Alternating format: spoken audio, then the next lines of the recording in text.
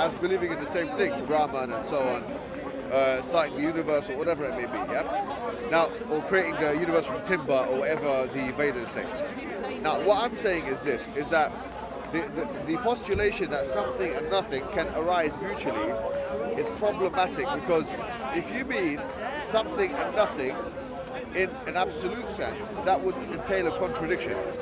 Because if I understand a lot. Because let me explain, sorry.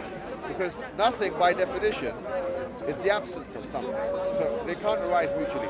If one has arisen, the other one must depart. That's where I disagree. I think we have to get more sophisticated about nothing. And so if I bring a regular person into an empty room and I'll say what's in this room, yeah. they'll say nothing. And I'll say, all right, but what do you mean by nothing? What does the nothing mean? Because clearly, for the same reason that when Dawkins wakes up, he hasn't, and he has actually dreamt, he hasn't experienced pure nothing. No, I get like it. He has actually experienced something. I appreciate so that. In terms of the room, there's an empty room. Right. Well, we say it's nothing, yes. but there is sort of space. Well, and so in terms of the creation thing, I believe that whenever I say something and nothing arise mutually, I believe that something is actually I believe that nothing is actually a thing. It's not necessarily material. Let me say it's just it's a potential. So nothing is a thing. Yes. So basically, roughly speaking. Let me fine. In that case, let's redefine what nothing is, right? Yeah.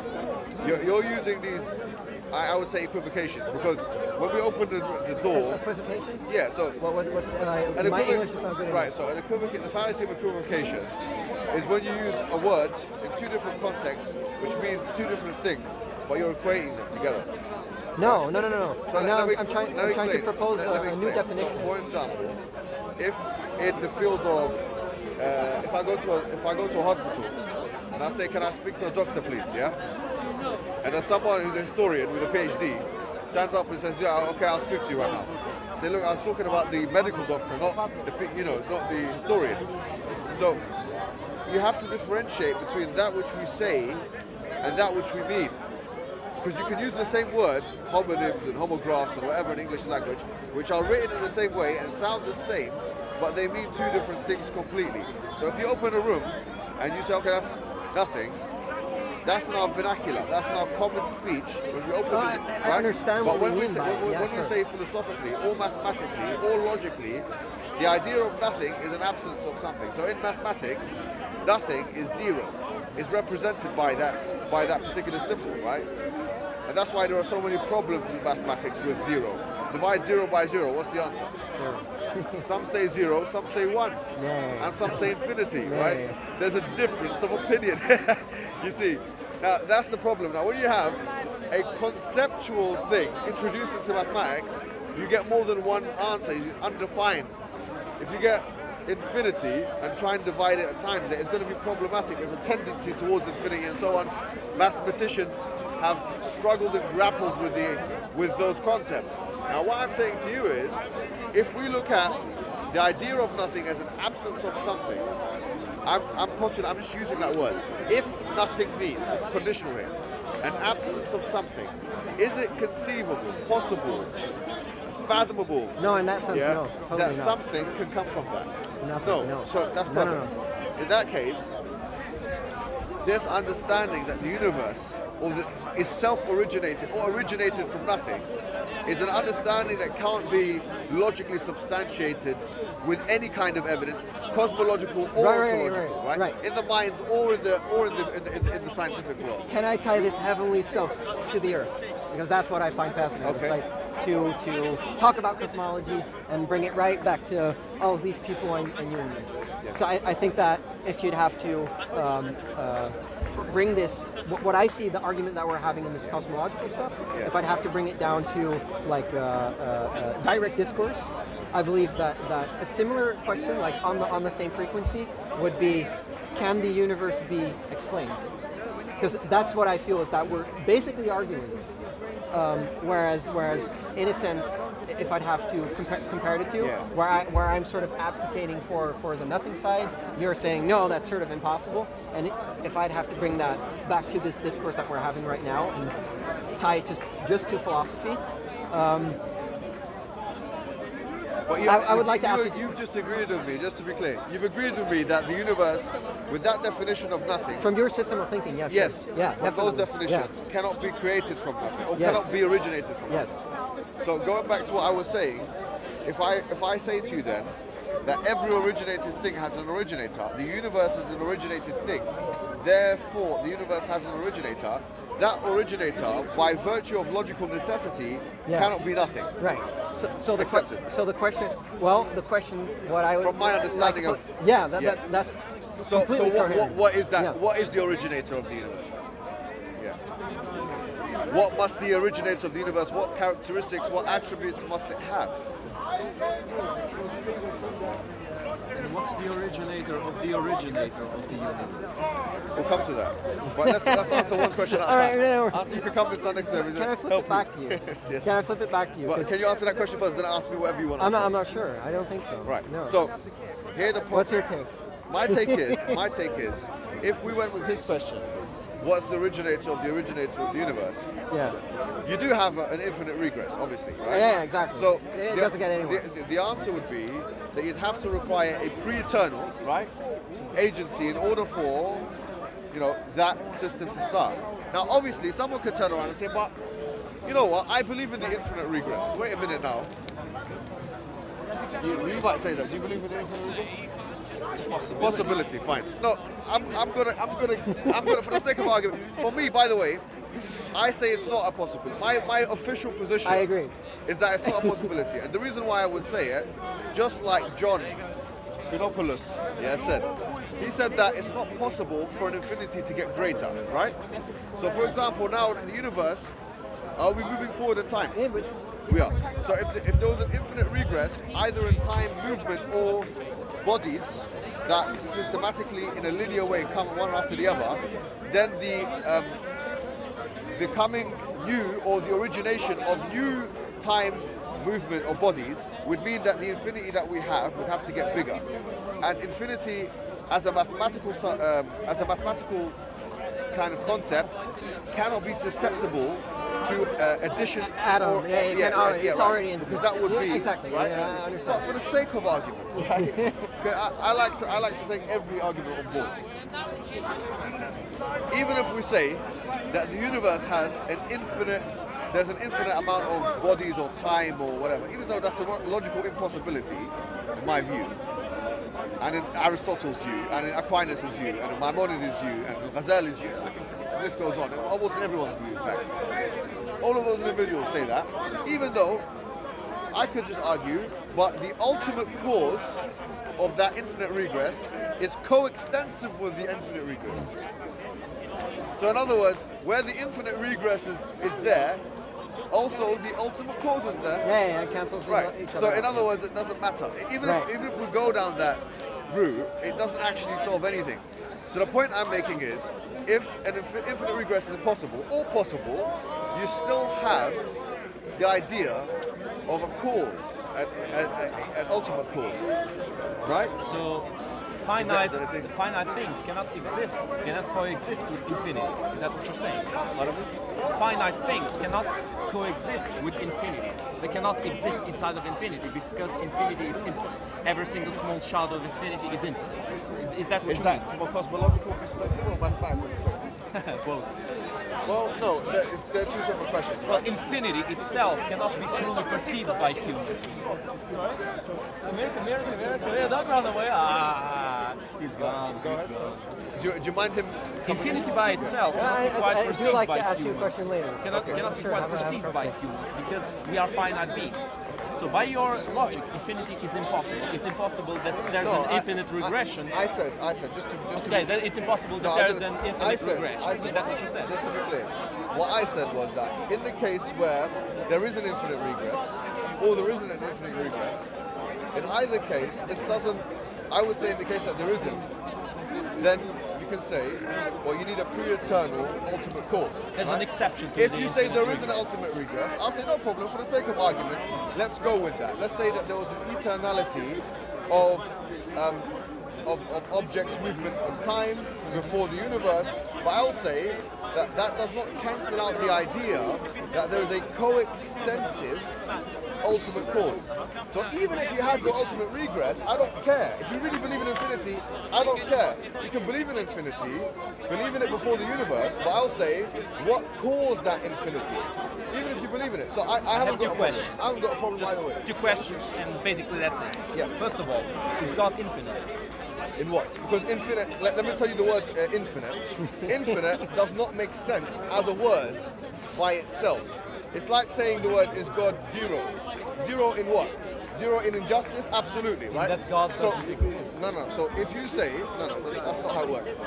Infinity has to be, you have to add the word infinity with some kind of subject or object. So you have to say, does he have infinite This was the question I want to ask you. Infinite time. No, infinite in and of itself.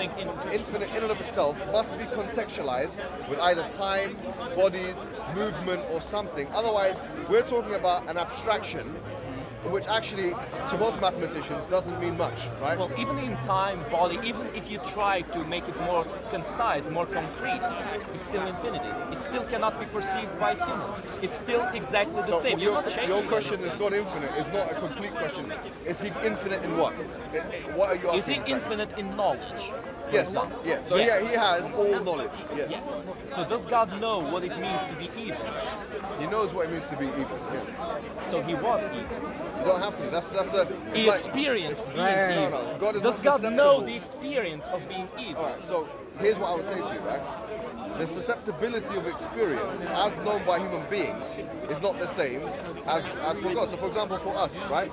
Human beings. Someone will say, human beings, I can steal. Yes.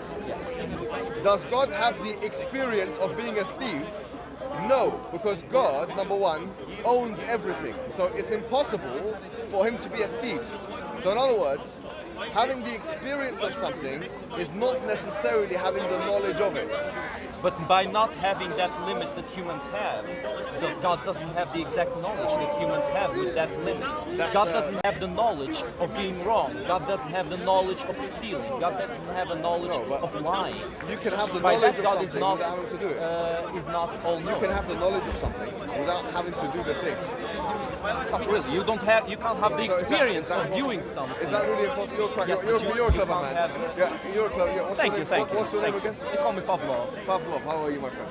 So I will say to you, you're a clever man, right? If I say to you, well, do you really need to have the knowledge that, do you really need to have experience of touching a flame in order to know that it burns you? I need to know the knowledge of the feeling, how it burns. No, you don't need conceivable. Unless Pavlov, I get hurt. Let me ask you a question. Is it conceivable? Is it conceivable for someone to know that fire burns without having ever been burnt? Is it conceivable for you to know how something tastes sweet? Is it possible? Without ever tasting anything that's sweet?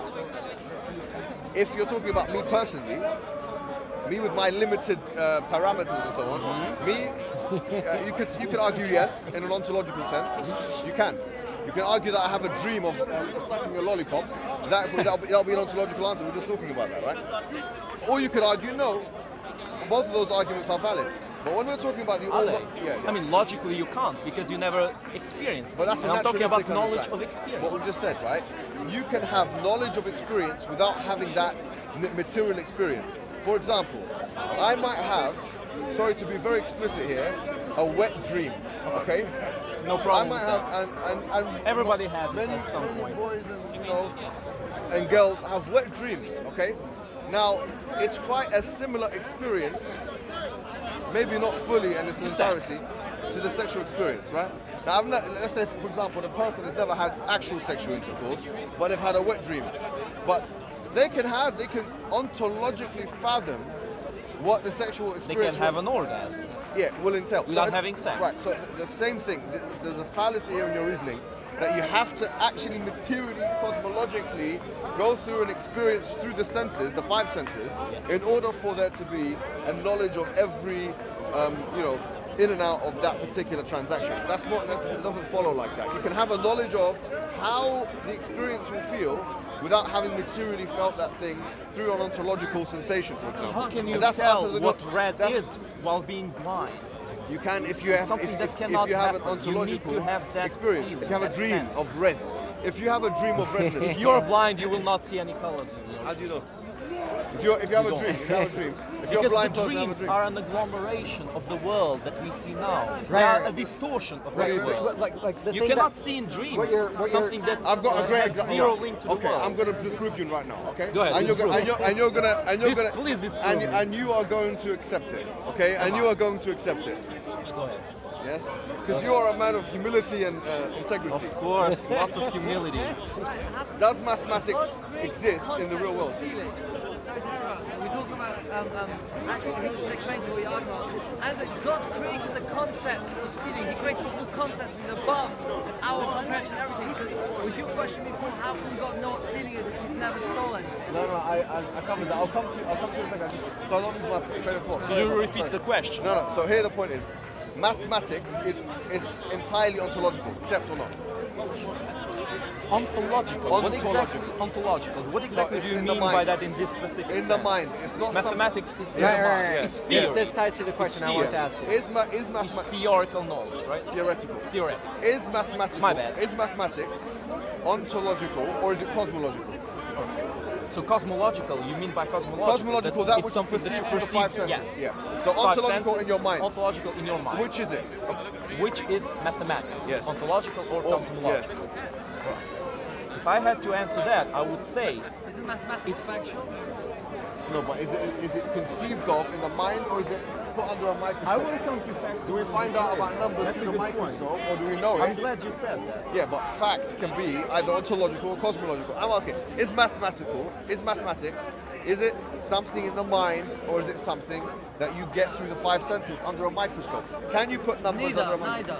neither. It's facts. It means you don't get it No, through the mind, and you don't get it by don't go that something way. under- No, I wouldn't agree with that. something Don't Don't go outside. that way. I would come back to that, but that's All not right. correct answer. Now So, you are telling me I'm using fallacies while you use the fallacy right now. what's it called? False psychology? Because What? we don't know mathematics when we are born. That's what The you're saying. mathematics we know in our head is the mathematics that has been taught to us with the numbers that we see. Yeah, no problem. With If our you've been taught it, perception. you've been taught it, but even when you were being taught it, were you being taught it? Is mathematics found out through an investigation of science, or is it found out through mental abstraction? I'd That's say the it thing. There is nothing. reinforces each other. There is nothing in No this problem. world. But where does it start? Where does it start? Sorry, I apologize. It's fine. I actually want to ask this man a genuine question because I genuinely.